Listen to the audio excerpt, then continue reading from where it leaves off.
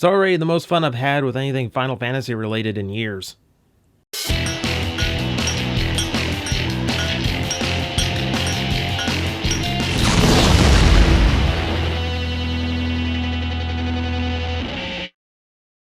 Fully aware that I am way behind on this toy line, we're going to spend this week in Random Review looking over some DX Gashats from the Kamen Rider X-Aid toy line.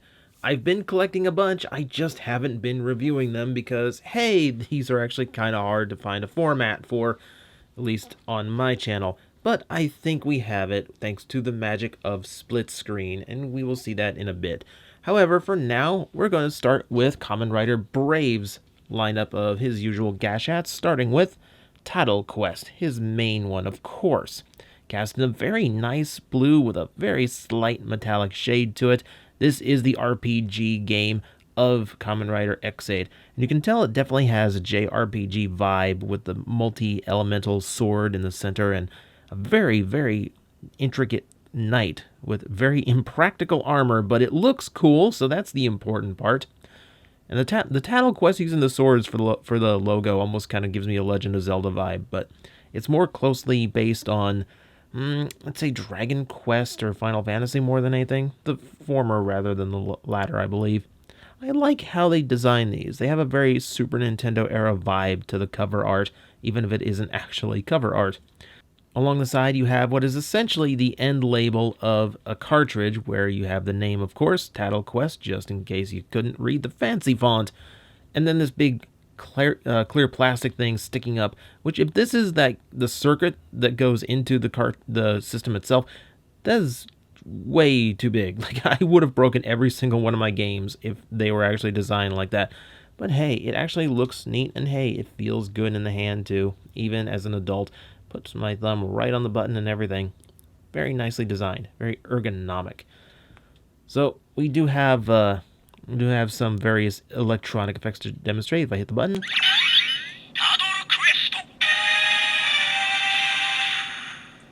very triumphant noise. That's a good way to start a henshin, if I say so myself. Now, from here we have a random noise that could go off, either a victory noise or a game over noise. So let's see which one I get this time. Game over for me.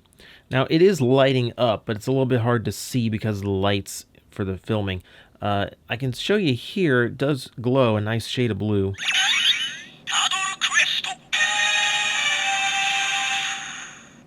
I really like this effect where it's shining through one pane of plastic and the other one is kind of left alone and is designed to block out the light from certain elements, and that's how the gimmick works.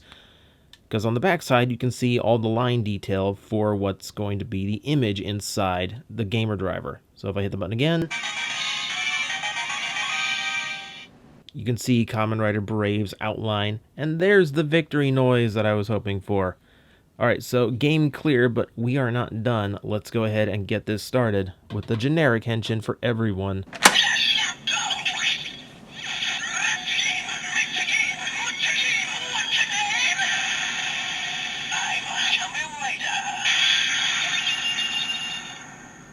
You know what I like about that? I like that it's instant. You just slam it into the driver and you're already transformed. That's awesome. I like the quickness of it.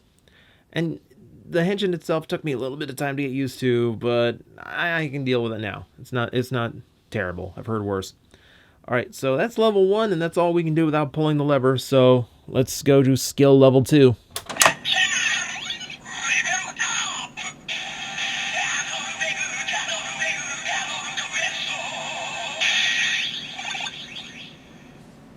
Very, very nice henshin. I like the sound effects of this thing. And now you can kind of see, well, now that it's properly flipped thanks to the mirror box in the DX driver, how Brave and his logo are supposed to look inside the driver, which is a nice effect. I like the versatility of this belt, and I'll get to that at the end of the week when we hopefully get a full review of this thing. So with that done, we can go over to this slot and hear the finishing noise. Hit the button. And one more.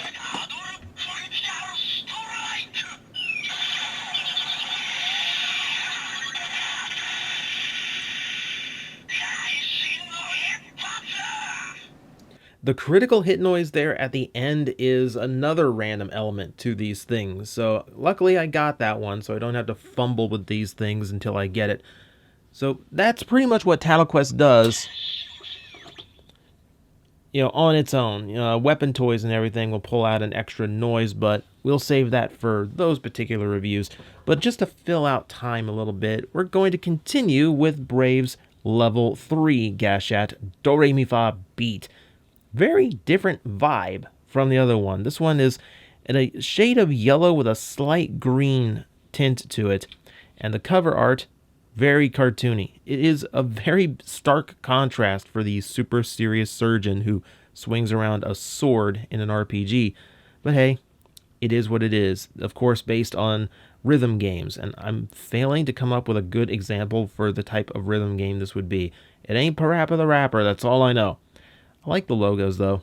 It's nice and colorful. And again, it's very Super Nintendo era. I like all the little fakey little logos there at the bottom. Or maybe they're not fake and I'm just not paying attention enough. But hey, it's kind of neat. It kind of does remind me of box art in that way. So, again, same design. It's the exact same molding. I will say there's some interesting design touches, like the fact that there's speakers on both sides, knowing that the speakers are going to point away from the wearer of the belt. There's also little speaker grooves on the bottom. Also a little arrow to tell you which direction it's supposed to go in. DoReMiFa Beat on the side, and you'll notice a lot more paint on the plastic of this one. This because it is a level 3 Gashat, and it's going to be covering up a lot more detail. As the lines on this are far more complicated. Alright, so I can't remember if I had this one in which mode. Let's see what it does. More often I pick up a Gashat and that's the sound it makes because I don't cycle all the way through it. Let's hear the actual one.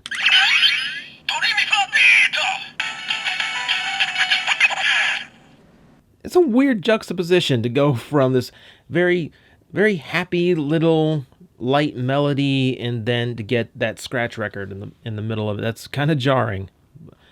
It's a strange aesthetic that this thing is going for. Alright, so once again, color. It's pretty much yellow, even though there's a bit of green to this, so there is that. And if I keep hitting it, it'll eventually play the game clear noise as well. But that's what we have so far, so let's get this thing closed off. And to avoid repetition, we're going to go straight into skill level 3. Insert.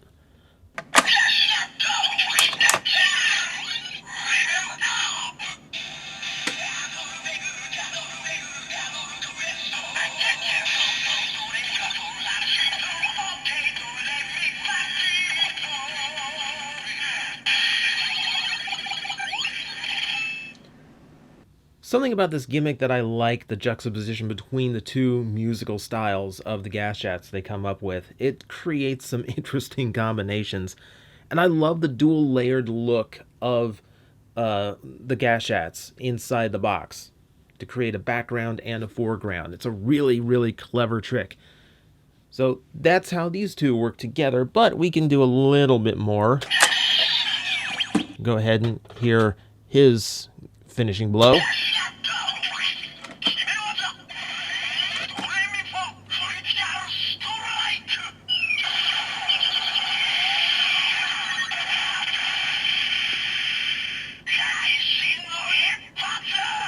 I'm getting a lot of critical hits today. That's a good thing.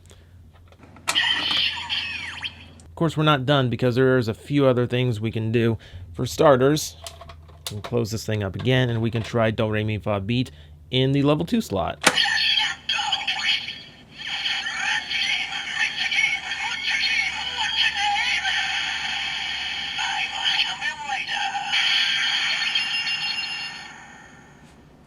Yep, same engine, but this you don't normally hear.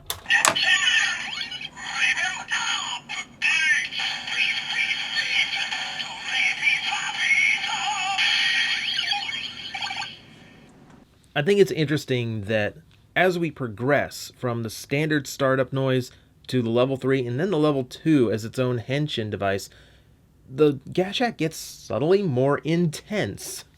It's kind of interesting because it feels like 3 completely different styles of music going on at the same time.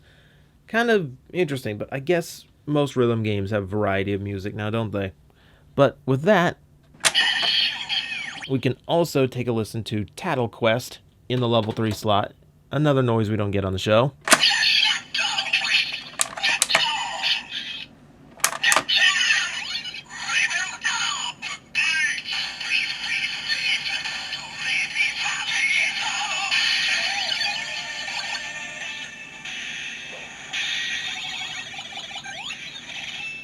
It's unfortunately a little bit hard to hear, and you can see because the level 3 Gashat's meant to be in the background, doesn't quite have the same light effect going on. Here.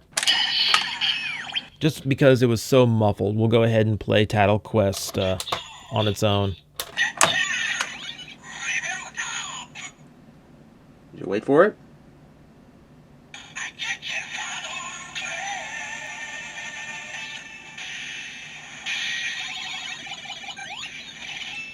I love that these can work in either slots, but that's a really boring noise. There's not a whole lot of thought to just saying Taddle Quest in a very stretched out manner. So that is the basic Gashats of Kamen Rider Brave, a very big juxtaposition between the two, especially if you know the character from the show. I like this one for being lively, but it does have some very strange balances and very strange mixes in its sound effects, whereas Taddle Quest, I think, is a really solid Gashat. Of course, being a main rider, you kind of need that. But yeah, this is our look at Brave, and coming up next, well, if we do one, we kind of have to do the other secondary now, don't we?